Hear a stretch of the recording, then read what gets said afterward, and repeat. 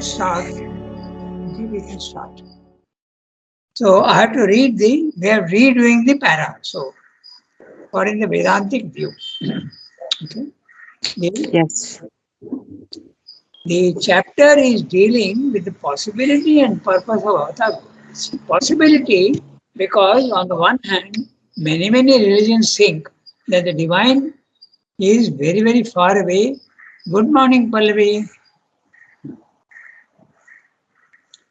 The divine Bonjour, is Ranganath. Sorry. bonjour.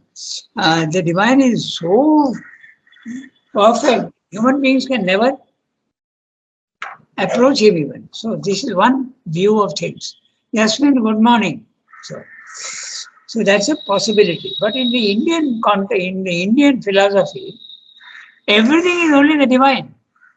So therefore, if the matter is divine, obviously he can be here also, maybe hidden, maybe veiled, maybe hiding, but he is there. Okay, so there is a possibility. Then the purpose of avatarhood also he has discussed earlier, and he has said that the purpose is to take the evolution forward and maintain the dharma in the physical world. But Shraddha has gone a little beyond the Gita. Dharma sansthapanarthaya is in the Gita the establishment of the dharma and the destruction of the adharma. But Shraddha says if that was the only thing, then an avatar he need not come down, he is already here. So he says that the avatar's purpose is to show mankind how to proceed on the spiritual path. Okay? That is one thing. And also, not only that, but his very presence here in the physical world, not hidden but open. The divine is here but hidden. So when the avatar comes, he becomes not hidden but open in the physical world. That is the purpose. Okay, that makes a lot of sense. Okay, so now he is discussing that purpose of avatarhood and possibility also. So I'm reading each sentence and then we'll see whether it's clear. For in the Vedantic view of things, all these apparently formidable objections are null and void from the beginning. Why? Because the divine is everywhere. There is no place which says entry forbidden, okay, to the divine. He is there everywhere. This idea is not accepted very easily by many others. The entry of the divine in the physical world is forbidden. No permission for entry. That's the notice in matter. That's what they say. But not the Vedanta. Okay? For in the Vedantic view of things, all these apparently formidable objections are null and void. Null is another word for nil. Okay, so void from the beginning. The idea of the avatar is not indeed indispensable to its scheme. To whose scheme? The Vedantic view. Okay? It's not indispensable. But it comes in naturally into it as a perfectly rational and logical conception. For all here is God, is a spirit or self-existence, is Brahman, ekam eva dvitiyam, ekam eva advitiyam. Okay? Only one, without a second. There is nothing else, nothing other and different from it. And there can be nothing else. There can be nothing else. Can be nothing other and different from it. Okay? Nature is and can be nothing else than a power of the divine consciousness. So the question arises, if it is divine, then why is there so much imperfection? Why is there death? Why is there inconscience? So the explanation is that it is there but hiding behind the veil. So again you can ask question, why is he hiding? Why is he not openly? Because it's a Leela. He is playing a game with himself, and you must remember that the divine, who is the divine? Okay, that again brings me to yesterday's discussion with Archanadi. Okay, she was saying that there is a individual will and there is a divine will. Okay, And if the divine will is there, it seems to be a contradiction. But the contradiction goes away when you remember that every human being is also divine. Okay? So at the highest level, the divine is having a will. But when that will comes down, and where is it coming down? Into the individual. Because each individual is a divine. But the law of diminution and distortion comes in, and the divine will in the supreme divine becomes the human will in the human divine. Okay, so that is the explanation. So it is you yourself who are creating your conditions, and you yourself who are facing the difficulties, but having forgotten that you have accepted this challenge. That's why there is suffering and difficulties and obstacles. Okay, so, so we go back to the text. Nature is and can be nothing else than a power of the divine consciousness. All beings are and can be nothing else than inner and outer, subjective and objective soul forms and bodily forms of the divine being, which exist in or result from the power of its consciousness. Okay? Far from the infinite being weak, far from the infinite being unable to take on finiteness, the whole universe is nothing else but that. Because we have to grant the power of limiting itself to the divine. There are ideas that the divine is fixed in omnipotence and omniscience. But that's not true. He is that at the highest level, but he also has the power to diminish himself. Because if you don't give him that power, then he is not fully omnipotent. He is not fully divine. He is not fully perfect. You must give the credit to the divine for doing whatever he wants. So if he wants to limit himself, he has the right to do that. Otherwise, your conception of the divine is limited. Okay, so nature is and can be nothing else than a power of the divine consciousness. That we have read. Okay.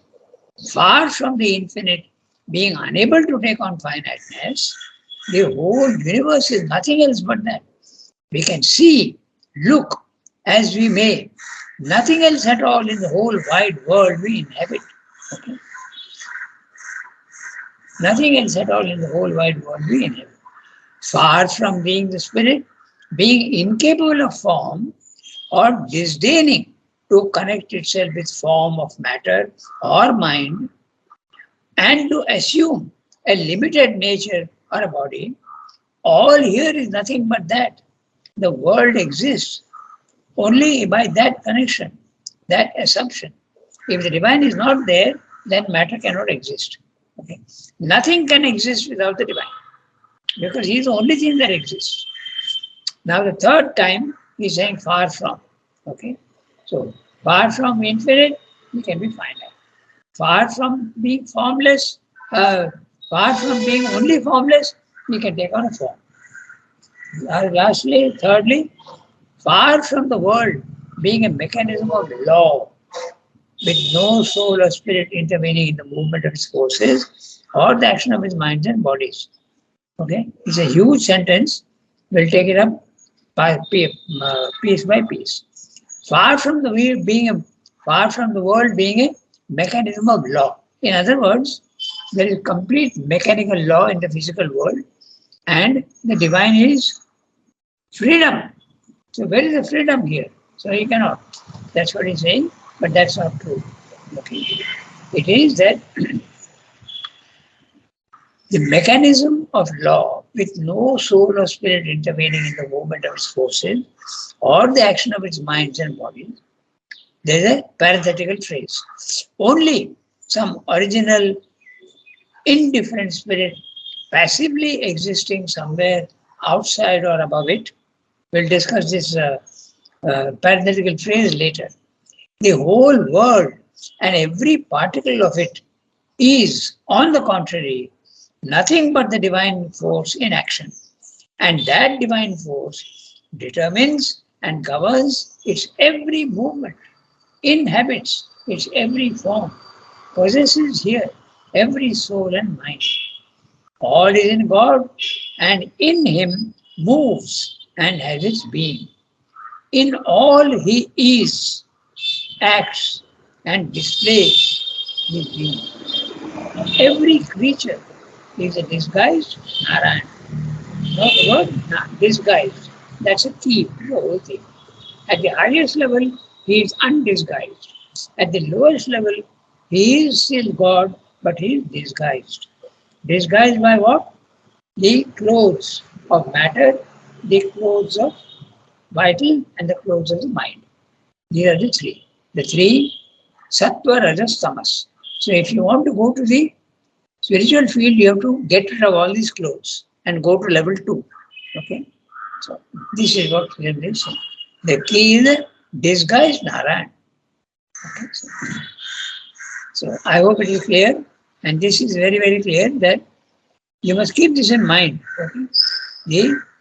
Everything at the highest level, the divine openly available, but very difficult for man to climb up to that height. At the middle levels, he is available, but partially, not fully.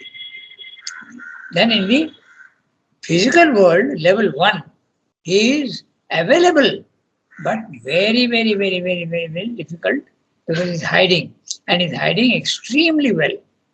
Very difficult to get through to him. Okay? And that is possible when you reach level 3.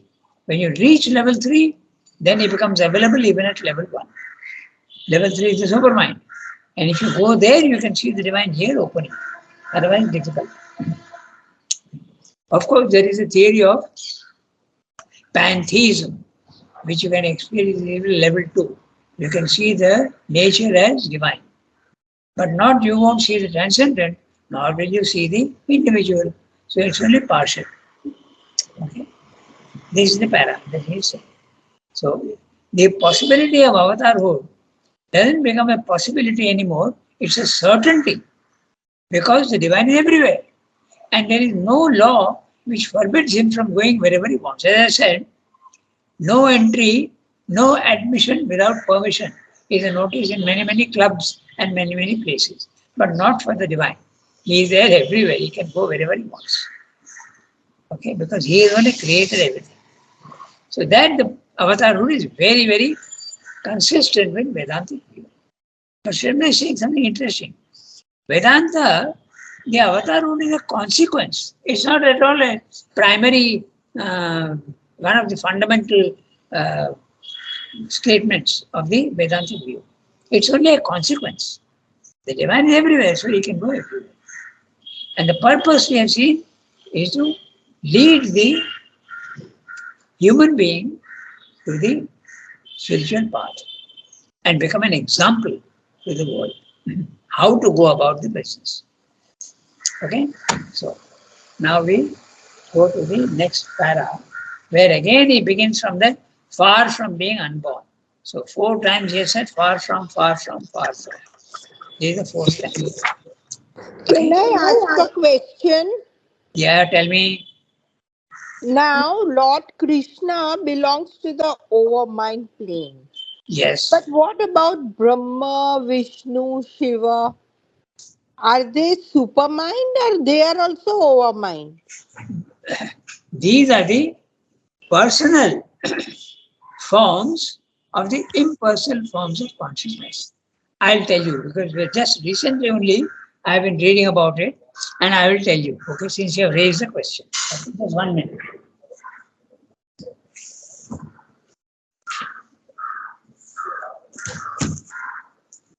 There is a book, okay, Essays, Divine and Human. And in that, okay, he has given a great amount of explanation about Brahma, Vishnu, Shiva and Krishna. Okay, so I just read out that to you. So it will be very, very clear. So here we are. So Brahma is the personal aspect of Sat, substance. Okay? You can note down if you want, or it will be recorded, so it will be there available with you. Brahma is the personal aspect of the Sat, which is impersonal, Sat is the substance. Okay? Or if you want truth, because truth is what? Truth is that which exists, and existence is substance. Okay? Then we have Vishnu. Vishnu is the eternal personality of consciousness. Okay? So you have Sat Chit. So Brahma is the personification of the impersonal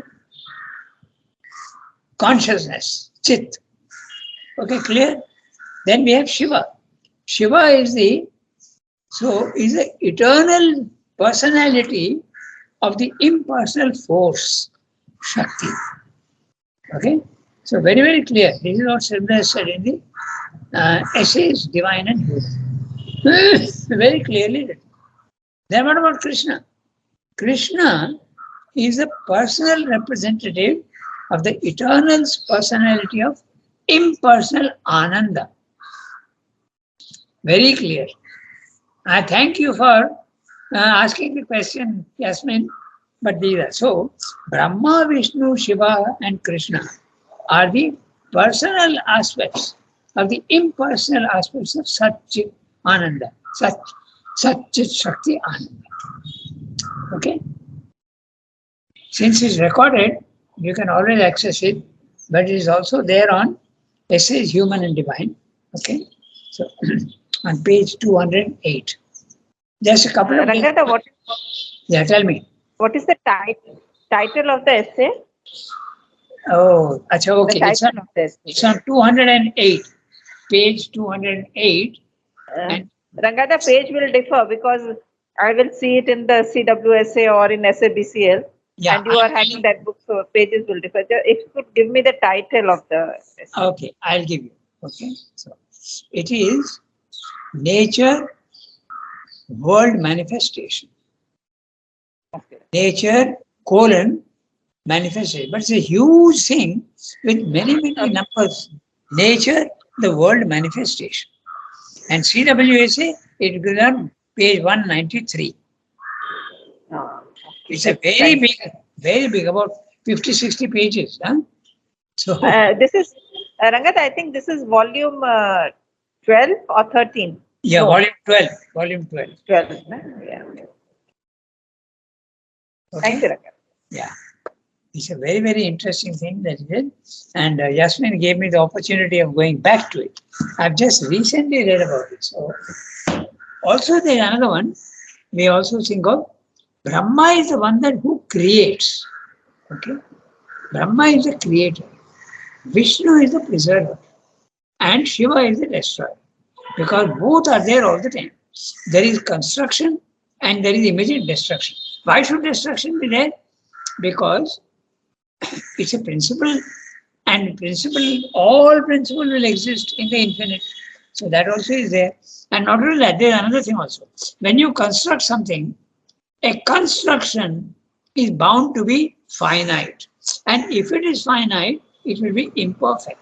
And if it is imperfect, and if you want progress, you have to destroy it. I'm going step by step. So that which is constructed is imperfect. And that which is imperfect has to be made more perfect. Therefore, you have to destroy the old and create the new. So that is the Shiva is the destruction aspect. But it is done instantaneously at every second together. It's not done in time. First I destroy and then I create. I create and then I destroy. It's not in time. It is instantaneous, simultaneous. That's why you get the impression of it is preserved. The world is not being destroyed every minute. It is being destroyed every minute and created every minute because it's simultaneous. Okay? So this is an interesting principle which you have to keep in mind. You would have seen the destruction and the construction had it been in time. If there was a slight gap between construction and destruction, you would have seen that they are being destroyed and it being built. But when they are together, okay, then you cannot see that. That's the whole thing. Okay. Then Ranganath, Yeah. then why the need for preservation? innovation. Preservation, Vishnu. No, I didn't follow. No, you said creator, preserver, and destructor. No. Yeah, that's Brahma, it. Vishnu. So why the need for preservation if the construction and destruction comes simultaneously? Okay. Preservation is for the continuity in the physical world. Yeah? And actually preservation is an illusion. Okay, the sense of continuity in the physical world is an illusion. You realize that when you go to the higher mind and you see that you are in a consciousness which is absolutely static. So there is no construction and no destruction. The construction and destruction going on in the world, and that you see to be an illusion. Okay, if only destruction and construction were real, then where is the need of preservation? Your question is a very valid one. But because they are simultaneous, you get the illusion of permanence. Yeah. I wonder if you follow what I'm saying. Okay. You are absolutely right that there is no need for preservation because instantaneously there is both. So there is no need for preservation, but you get the feeling of preservation. The divine is only permanent. In the physical world, there is destruction and also construction. That's what happens. You have to use your imagination a lot. Okay. Okay. The sense of continuity is a very interesting thing. Okay. So, Something like the cinema, Ranganath. exactly. I was just going to tell that. Exactly. You feel that it is a continuous thing. Actually, it is not. Every second is broken up into 24 frames. And when you reach 24 frames, then you feel that it is continuous movement. But if it was 10 frames per second, you will see a staccato movement. Like that. Or if it is more than 24 frames, then you will see it as though it's a very slow motion. Okay? So this is the interesting part. So actually that's exactly like the cinema. It's a very interesting thing that you... So the cinema, the 24 frames explains exactly this principle. Brahma and Vishnu. And this is what also that Fridtjof Capra, who was a scientist, and he wrote the book, The Tao of Physics. And there he has mentioned Sri Aurobindo a lot because all the principles. So there he had an experience. He was sitting on the California coast and he had the experience of the destruction and the instantaneous creation of the universe. Okay. So he wrote this book, The Tao of Physics. Tao is nothing but the Brahman, okay, in Chinese. So he wrote that book and there he has compared scientific statements with Sri Aurobindo's statements. They are absolutely compatible with each other. Okay.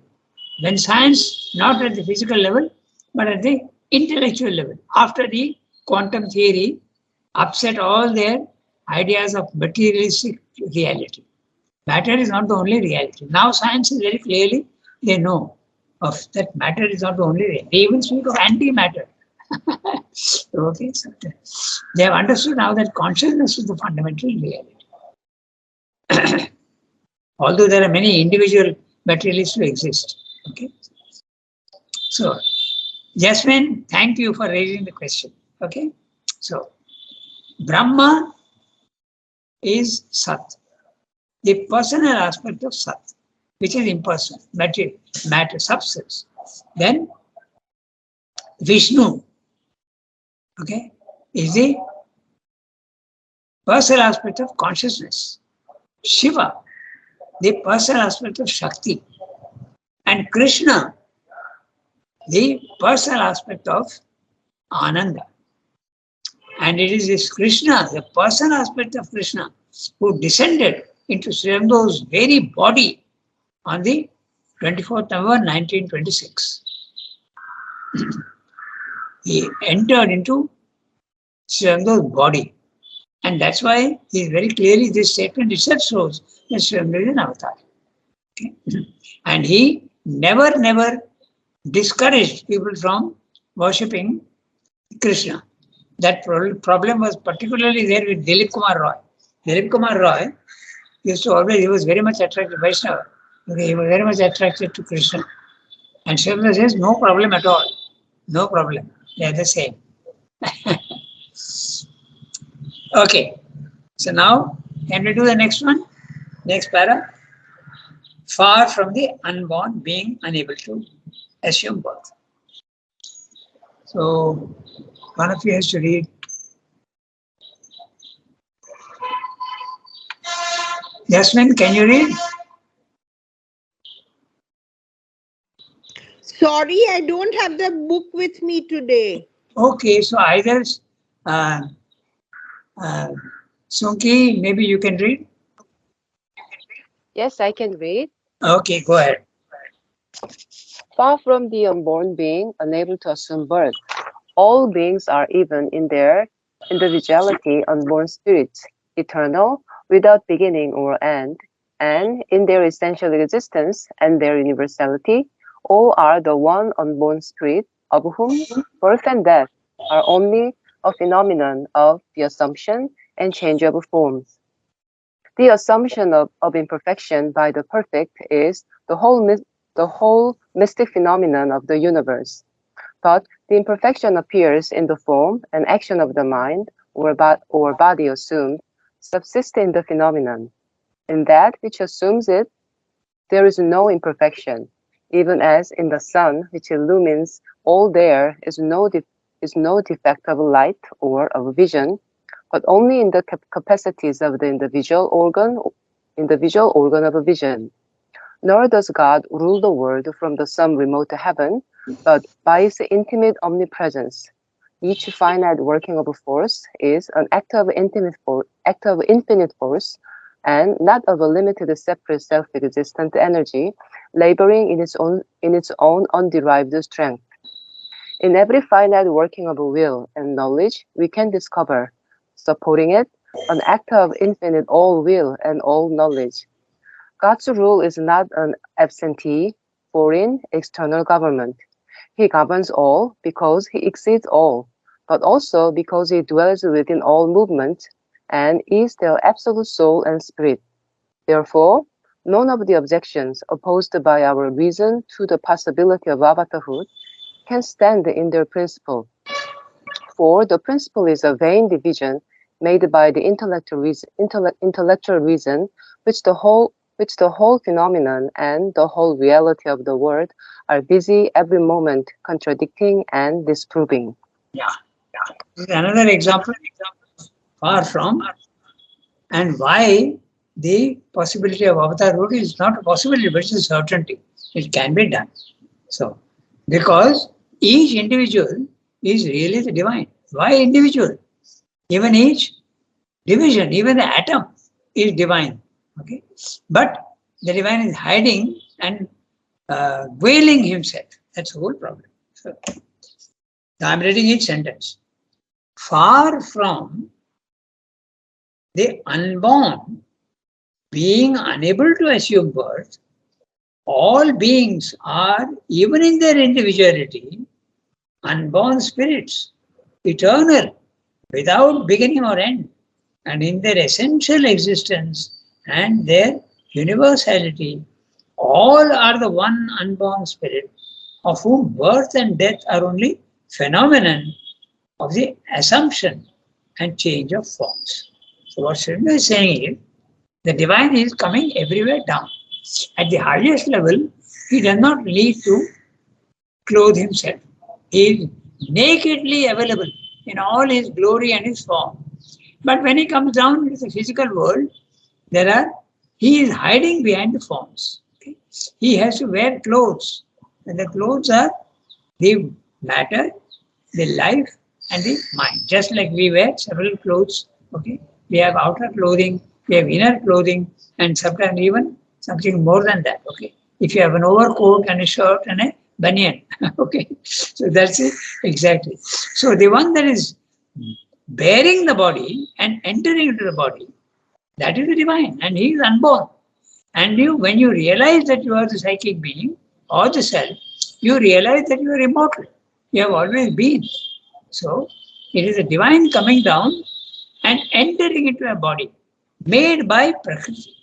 Prakriti is creating the body and inviting the divine to come and occupy the body. It's like you make a new house and you invite the divine to come and enter into it. Or if you want another image, it's like the architect who builds the house and the contractor who builds the house and then tells the owner, you can take possession of the house. It's ready for you. So Prakriti is creating the body, mind, life, and the Purusha is entering into it. And the Purusha is the individual soul. And the individual soul is a divine soul down in the physical world. It is a divine. At the highest level, the individual soul becomes the universal soul, and that is God. There is a big connection between the divine will and the human will. The human will is a divine will in a distorted form. Okay, that's right. So there's change of form. Now, the next one. The assumption of imperfection by the perfect, okay, is a whole mystic phenomenon of the universe. It is mystic and it's also a mystery. Okay, so it's a mystery.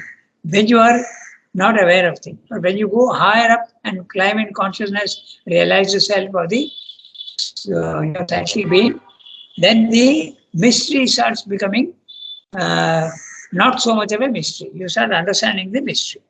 It's just the divine has taken a form. But the imperfection appears in the form and action of the mind or body which has been assumed, okay, which subsists in the phenomenon. In that which assumes it, what is that assumes it? The soul. That which assumes it, there is no imperfection. Even as a sun which illumines all, there is no defect of light or of vision, but only in the capacity of the individual organ of vision. This is from the Katha Upanishad. Okay? The 11th verse of the second the Katha Upanishad is divided into 3 sections. So it is one of them. Suryo yatha sarva lokasya chakshur na limpyate. Okay? Chakshur ekastha sarva bhutanam antaratma na lipyate loka dukkhena panya. So it's the chakshu, which is the defect, not the sun. There is no defect in the sun. Okay, that's what he is saying. There is a Katha Upanishad. So exactly in the same way, you are seeing the imperfection, but the imperfection is from your point of view. From the divine point of view, it's not an imperfection, it's a hiding. It's a veiling of oneself. That's why imperfection is a negative connotation. But there is no negative connotation for the divine. He is just hiding himself. Okay? But only in the capacity of the individual organ of vision. Nor does God rule the world from some remote heaven, but by his intimate omnipresence. Now, this also we can get an image to ourselves and then we'll understand. Each finite working of force is an act of infinite force and not of a limited, separate, self-existent energy, laboring in its own underived strength. Okay? In every finite working of will and knowledge, we can discover supporting it, an act of the infinite all will and all knowledge. This is exactly what will be of great help to Archana, because of her question that there. So look at this carefully. Okay. In every finite working of will, in other words, human will and knowledge, we can discover supporting it, an act of the infinite all will and all knowledge. So Exactly, this is exactly what will answer her question the other day. Okay, the contradiction between the fate and the divine will. If the divine will is all powerful, why is there not, he is not effective here? That's the question and there is the answer. God's rule. I said, by the way, I said that we can have an image person. The image can be like this. Okay? Man is an actor on the stage. Okay, but there is a prompter in the wings, and the prompter is making sure that the actor is not making a mistake and all his words are correct. Suppose he falters a little, the prompter from the wings whispers the to the actor that these are the next words. Exactly, the divine is there behind, hiding in the wings of the stage, and he is telling, and that's why everything seems to be so uh, being correctly done, like the instinct in animals. Okay. Or you can also say another thing, like the exhibition hall. In the exhibition hall, all the paintings are there. The paintings are the whole. But who has created? The artist may not be present in the exhibition hall. The artist is absent. Okay, that's exactly also the universe. The universe is created by the artist, the divine, but he is not present in the exhibition hall of the world. You can see it in that way also. But he's there. He is the one who has created. And if you call him, he will come. And he will even explain to you each painting. If you call him, he will come and explain to you the mystery, and he will even guide you to understand what this painting is all about. Okay, so God's rule is not an absentee, foreign or external government. He governs all because he exceeds all, but also because he dwells within all movements and he is their absolute soul and spirit. Which is this one? There is an individual divine. There is a transcendent divine who is not interested in the world. That is one aspect. But when he gets interested in the world, he creates a universe. That's a universal divine. Then he comes down into the universe and guides each movement like a prompter. So he is the individual divine. So when Srila is saying he is not absentee, but is very much there, he is an individual divine in every form. Okay.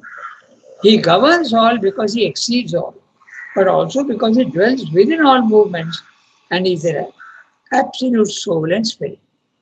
Therefore, none of the objections opposed by our reason to the possibility of avatarhood can stand in their principle.